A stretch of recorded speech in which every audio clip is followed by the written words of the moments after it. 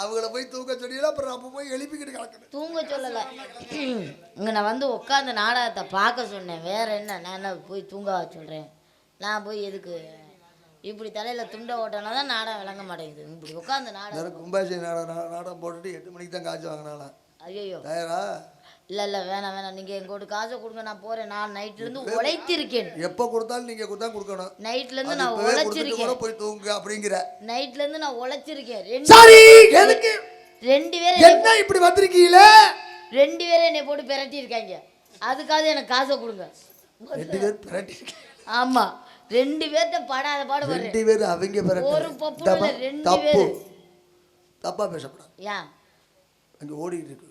2 பேர் அவங்க பிரட்டல, 2 பேர்த்தையும் நீ தான் போட்டு உழப்புனது. ஓடிட்டு இருக்குன்னு சொல்லிவிட்டு நீங்க இப்ப நான் பிரட்டி இருக்கேன்னு நீங்க சொல்றீங்க. நீ தான் உழப்புனது.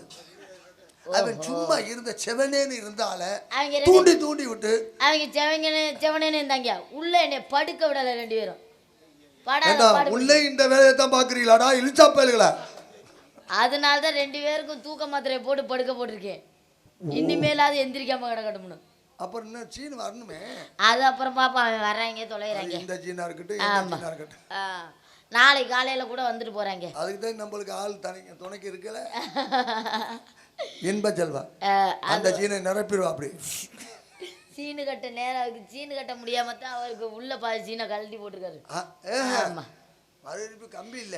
ஊர் உலகத்துல எல்லாம் 4-5 கல்யாணம் பண்ணி அவன் ஜாலியா இருக்காங்க.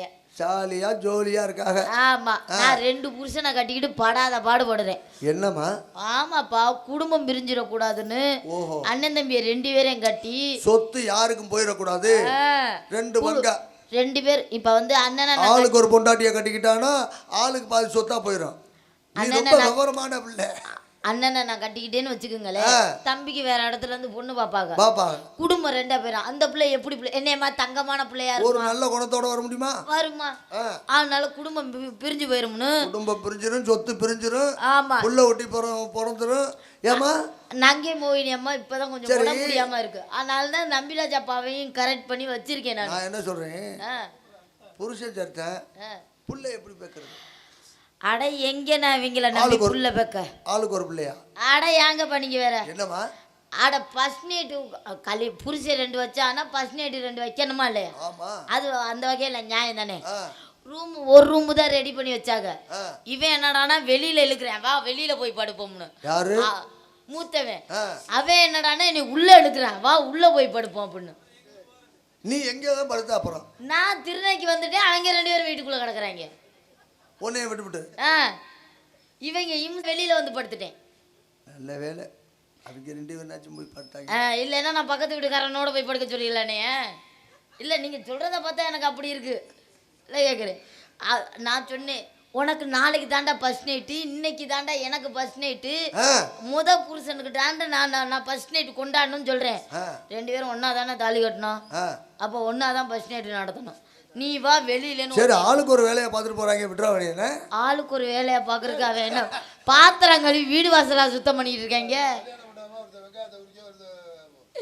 அவங்க என்ன பாத்திரம் கழுவி வீடு வாசலா சுத்தம் பண்ணிட்டு இருக்காங்க. நீங்க என்னப்பா இப்படி? இல்லம்மா, முதல்ல தானேம்மா ஆளுக்கு ஒரு வேலையை பார்க்கணுமா? கொலை கேஸ்ல நான் உள்ள போக தயாரா இல்ல. ஒருத்த மேல வாத்தானா ஒருத்த கீழே வாக்குறேன், ஒருத்த கீழே வாத்தானா ஒருத்த மேல வாத்து போறேன். கொலை கேஸ்ல நான் உள்ள போக தயாரா இல்ல. அம்மா விவரம் தெரியாத பிள்ளையா இருக்கு போல பேசுற வாய்க்கிலியா, இது தெரியாம இருக்க. உனக்கு எப்படி இருந்திருக்கு தெரியுமா? அடையாங்க பண்ணீங்க போயிருப்பேன். நான் சொர்க்கத்துக்கு போய் பாலா போனேன் இவங்கள நம்பி கல்யாணம் பண்ணி.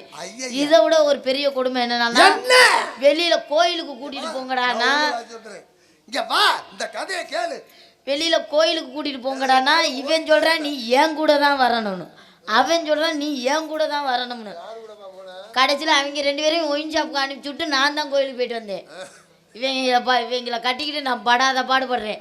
அதை விட 2 பேருக்கும் ஒரே நேரத்தில் சோறு கொட்டக்கூடாது, தட்டு பறந்துருது வெளியில. நான் சமைக்கிறதே பெரிய விஷயம். இதுல எனக்கு தான் வேணும், முதல்ல எனக்கு தான் வேணும். அன்னைக்கெல்லாம் சோத்து பண்ணே பறந்துருச்சு. ஆட நீங்க வேற, இனிமே அவங்களுக்கு சுடுதண்ணியை பிடிச்சதே அவங்க மூஞ்சில ஊத்தணும். அட ஏங்கப்பா நீங்க இதுல தலை தீபாவளியார கொண்டாடுறதுக்கு ரெடி பண்ணிட்டாங்க. அது பெரிய கொண்டாட்டமா ஆகி போச்சு. தீபாவளிக்கு வெடியை வாங்கி என் காதுல வைக்க தெரிஞ்சாங்க கடைசியில தீபாவளியை கொண்டாடுறோம்னு. தலை தீபாவளிக்கு அன்னைக்கு எனக்கு கடைசி தீபாவளியாக தெரிஞ்சிச்சு இவங்க படுத்தின பாடுக்கு. ஐயோ எப்படிதான் 2 பொண்டாட்டி கட்டிட்டு ஆம்பளை ஆளுக இருக்கிறான்னு தெரியல. அதில் பொம்பளை ஆளுக கூட அனுசரித்து போயிடுவாங்க. நான் ரொம்ப பொறுமையாக இருக்கிறேன். அட ஏங்கப்பா இவங்கள இல்லை ஒருத்தன் சொல்கிறேன் நம்ம இன்னைக்கு அண்ணனுக்கு தெரியாமல் படத்துக்கு போயிட்டு வருவோம்னு சொல்கிறேன். சரிடா உங்கள் அண்ணன் தூங்கினோடனே இன்னைக்கு நைட்டுக்கு படத்துக்கு போவோம்டா அப்படின்னு சொல்லி வச்சுருந்தேன். அண்ணனுக்கு தெரியாமல் கூட்டிகிட்டு போகிறதுக்கு அவன் பிளான் பண்ணுறேன். நானும் ஒரு நப்பா சில சரி புருஷனோட தானே போயிட்டு வருவோம்னு நான் ரெடி ஆகிட்டேன். இவன் என்ன பண்ணிட்டேன் எங்கே ரெடி ஆகிட்ட எங்கே கிளம்பிட்ட அப்படின்னு. நான் எங்கேயும் கிளம்பலடா பக்கத்து வீட்டுக்கு தாண்டா கிளம்பியிருக்கேன் அப்படின்னு. அப்போ நீ புடவையை அவுத்துட்டு நீ போ அப்படின்ற. ஆமாம் நீ புடவை கட்டியிருந்தா தானே பக்கத்து வீட்டுக்கு போவ. அப்போ புடவே இல்லாமல் வீட்டில் இருன்ற. சரி அப்போ அவன் வந்து சொல்லிட்டு போகிறேன் நம்ம வெளியில் போவோம் இங்கே இருக்க வேணாம் அப்படின்னு அவன் சொல்கிறேன். இவங்க மத்தியில் வாழ்றது ரொம்ப சிரமமாக இருக்குது. என்னைக்கோ கோவம் வந்து 2 பேருக்கும் விஷத்தை வச்சு கொள்ள போகிறேன். புருஷன் இல்லாமல் கூட இருந்தாலும் இவங்க இம்சை இல்லாமல் என்னால் இருக்க முடியல. இது யாருமா 3வது புருஷனா? என்னவா புதுசு புதுசாக வர்றாங்க?